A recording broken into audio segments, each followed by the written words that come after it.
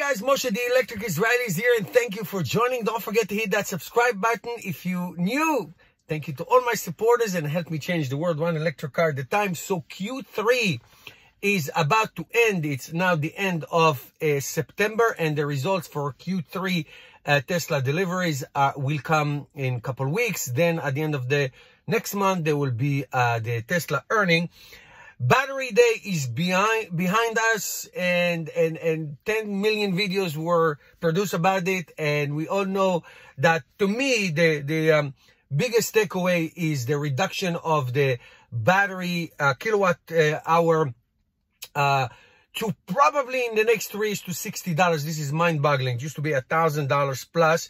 The range of electric cars in the future will be 50% more, and the new gigawatt is now a terawatt, and a terawatt Model 2, a new Tesla $25,000 car will come, and 250,000 Cybertruck will be sold in the future after they now have more than 600,000 reservation. Model 3 never got over 200,000, I don't believe.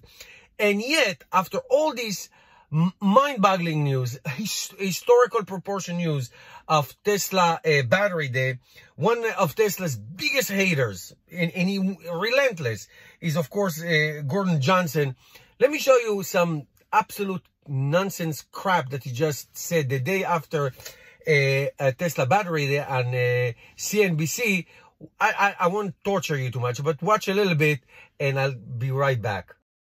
Some things that happen, obviously, have pushed that stock into the stratosphere, much to your consternation. Now, I'm sure, Gordon. I mean, you did increase deliveries 50% last year, forecasting a 30 to 40% growth for 2020, despite the pandemic. You know, profitability, I know that there's a lot that goes into what we call profitability for Tesla, but that excited a lot of people, and obviously the stock has performed better than just about any other stock. So do you think there's a day of reckoning coming?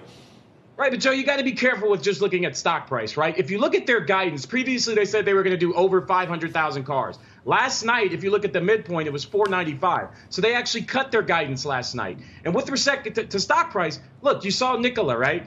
They had a truck rolling down a hill that didn't have an engine. How is that different from what Tesla did years ago when they showed solar panels that didn't work on a house that was on the set of Desperate Housewives to sell the $2 billion acquisition of Solar City? Listen, Tesla's revenues, as you know, peaked essentially in the fourth quarter of 18. Their margins peaked in the third quarter of 18. And while people compare Tesla to Amazon, it's not Amazon. Tesla's more like AOL or BlackBerry. There's 46 new EVs hitting the market next year, 8 of which are coming from VW. And if you look at what VW said with respect to 300 gigawatt hours per year of battery capacity, that works out to about 4 million EVs they're planning to push out over the next 2 to 3 years. So I think that what Musk did last night essentially was push out the production of his batteries. And I think the issue is all the big boys, Ford, GM, VW, they've essentially brought out battery capacity. There is no capacity left. So Tesla effectively has to do it on its own. But if you look at their R&D as a percent of revenue, it's dropped from roughly 16%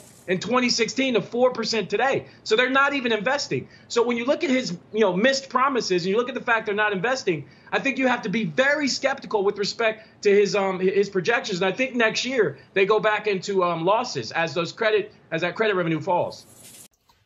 This is a man who's grasping for straws. He really has no coherent message. He doesn't know what he's saying. So there are 46 new EVs coming out next year. He does not understand that Tesla is not a car company, it's a technology company. He said that there's going to be a shortage of batteries because all these new EVs are coming to market. And they know it's actually a demand issue. Tesla cannot even sell what they have now. That they're going to lower. I mean, the guy will say anything just to continue to be a Tesla hater, doesn't see, doesn't understand, or maybe he does it on purpose. So let's give him a little help to my friend. Maybe he needs something. Let me give you just a few things that Elon Musk said I didn't see people talk about it before the battery day. So there was a board meeting, there was a little summary of what's going on with Tesla, and then there was the battery day per se. It's all one event. So let me just, in no particular order. Okay, here we go. So Elon Musk talks about a volume production of a Tesla Model Y. 4 consecutive quarters of GAAP profitability. Consistent cash flow generation. Industry outperformance. Global vehicle delivery growth in the last 4 quarters. 50% growth in deliveries in 2019. Global vehicle delivery growth in 2019. 50%. Published our extended impact report by Tesla. Okay, average life cycle emission in the US. Safety at the core of Tesla's design. 5 stars to every Tesla car that is on the road. Our factories are becoming safer. That's great. That's great news. Autopilot. Okay, autopilot functionality continue to improve. I can be a testimonial for that. And then Tesla, of course, Tesla full self-drive should be coming soon. And then he talked about Tesla's core competencies, engineering, manufacturing, and software. Nobody even come nears to that. Nobody come nears to what he just says. 3 factories in 3 different continents. 1 in Shanghai that is completed and is now being expanded. 1 in Berlin that is being built. And 1 in Texas, of course, that is being built as well. So, and then last but not least, launch Megapacks. Megapacks basically becoming power sources for towns and later on for cities. Really, it's like a power plant, a battery power plant.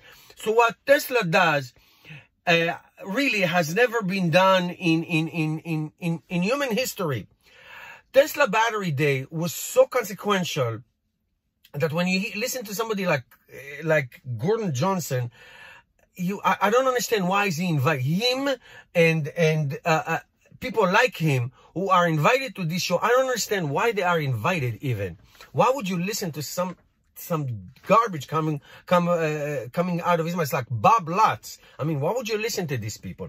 Anyway, so this is just a little bit of what Tesla has accomplished and what they're going to do. What they're doing is truly historic. Let me know in the comments what you think. See you guys tomorrow.